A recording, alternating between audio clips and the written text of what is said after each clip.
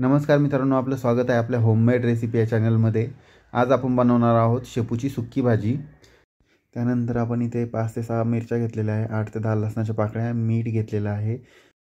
त्यानंतर ही थोडीशी मुगाची डाळ घेतलेली आहे, ती अर्धा तास पाण्यात भिजत ठेवलेली आहे।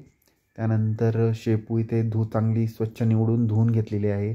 आता आपण ती शेपू कापून घेणार आहोत, बारीक कापून घ्यायची शेपू।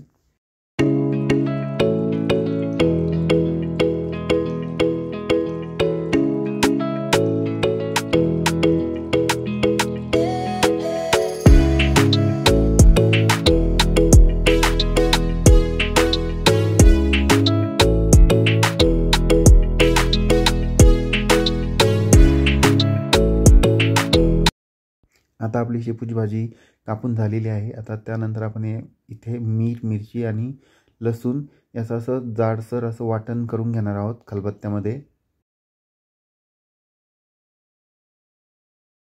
आपलं वाटण तयार झालेलं आहे। त्यानंतर आपण कढईमध्ये 2 चमचे तेल टाकून त्यामध्ये आता जे वाटण तयार करून घेतलं आहे ते पहिलं परतून घेणार आहोत आपण। हे वाटण चांगलं परतल्यानंतर आपण यामध्ये आता आपण शेपूची जी कापून घेतलेली भाजी आहे ती टाकून घेणार आहोत।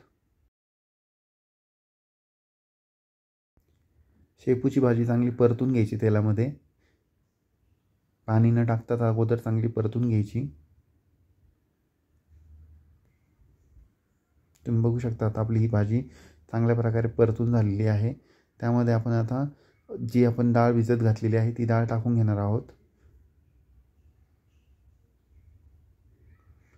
डाळ ही भाजीमध्ये परतून घ्यायची।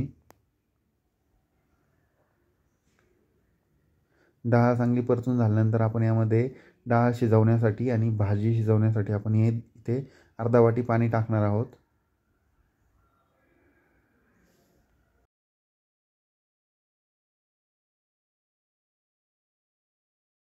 आता आपण भाजीला 5 ते 7 मिनिटं चांगलं शिजून देणार आहोत।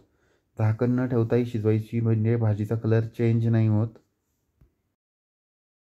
5 ते 7 मिनिटं झालेली आहे, भाजी चांगली शिजलेली आहे। भाजी आपली खाण्यासाठी तयार झालेली आहे। तर चला, तुम्हाला आजचा व्हिडिओ कसा वाटला हे कमेंट करून नक्की सांगा। चला, अशाच एका नवीन व्हिडिओमध्ये आपण पुन्हा भेटूया। तोपर्यंत नमस्कार।